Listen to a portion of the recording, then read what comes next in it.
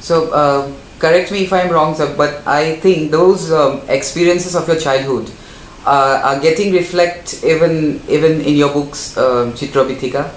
Yes, Chitra Bithika, yes, Chitra Bithika, which has been called by one critic and a very prominent writer, Imran Shah. It is actually a ballad of village life. These are all stories. Each story is about a rural character of the period immediately before and immediately after independence of India. So each character centering around, each story centering around a village man or rural man has been called a ballad by this particular critic, which I have liked very much. So a short story collection, and yet you may call it a ballad, as it has been called by others. But I have also quoted other rural lives and experiences of my childhood in other writings, not only that. Do you think Assamese writers are getting enough exposure? How would you assess the position of Assamese writers in the Indian context?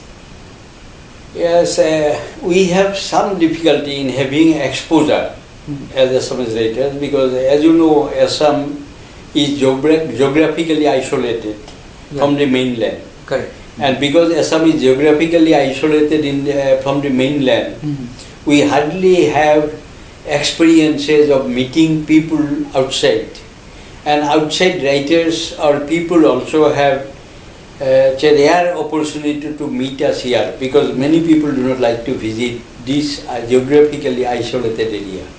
That way, little exposure, unless we have certain other opportunities. For example, say I was a teacher teaching in a university. I had the opportunity to go to different places of India, cities and all that.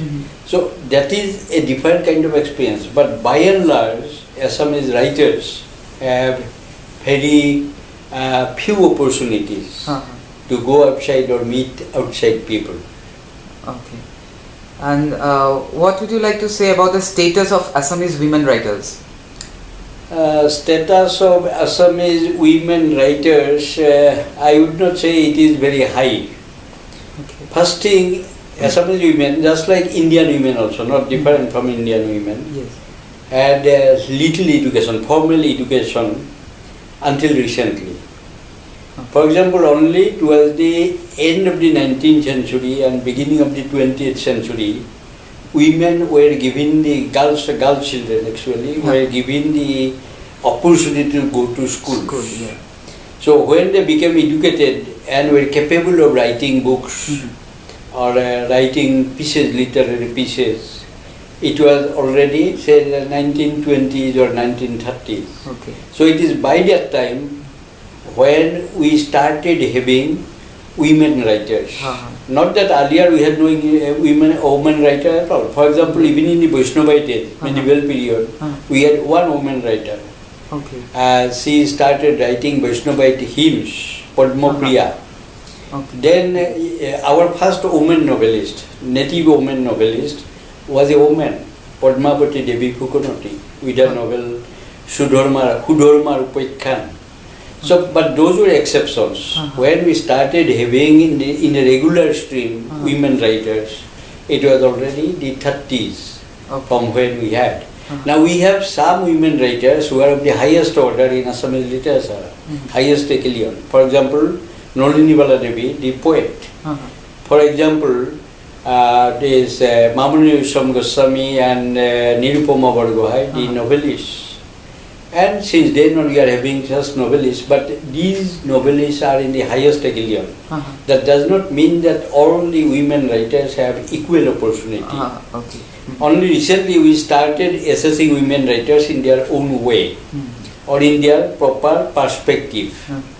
Until recently they were not assessed at all, or they were not taken very seriously because they are women writers. But of late the situation has changed.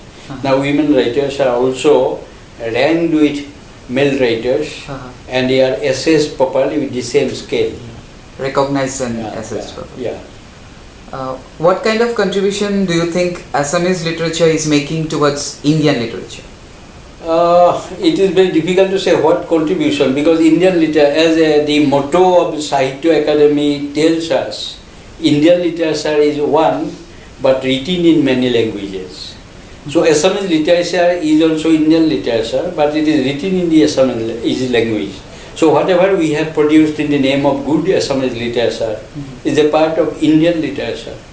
But if you want to say, have we made any very major contribution to Indian English literature, then I think we shall have to point out to Shankardev. Shankardev was a Vaishnavite preacher, a religious reformer of the medieval age.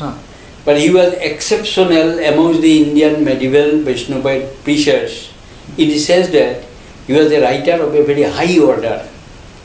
There are only a few Vaishnavite preachers like that who are writers of the highest order. Shankardev was one such. So that is a very major contribution that we have made to the Indian Vaishnavite literature. After that, if you think of other contributions of us to Indian literature, then they will just match with, say, contributions of other regions to Indian literature. But I don't think they will go higher, any higher. What is your idea about Assamese writers writing in English, taking English as a medium? And we say we had bilingual writers since the beginning of the 20th century.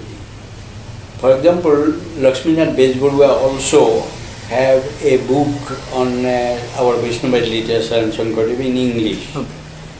And then there are many others, folk tales of Assam by the Gyanoda Viram Barua. All these are there. Then we have that prominent writer, Hem Barua. He was also bilingual, like the other two. And since then we are having so many writers, say Banikanta Kakati, Hiren Gohai and all that, who are bilingual.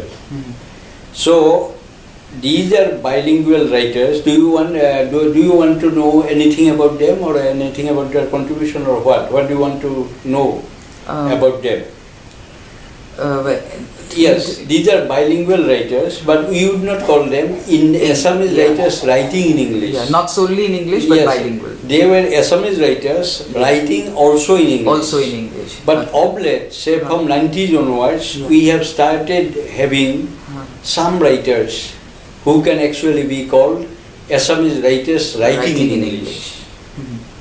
Only a few, say about less than half a dozen, who have already acquired some place in Indian English literature. A few of them have already occupied it. I shall not call them bilingual writers, even though some of them may write in Assamese.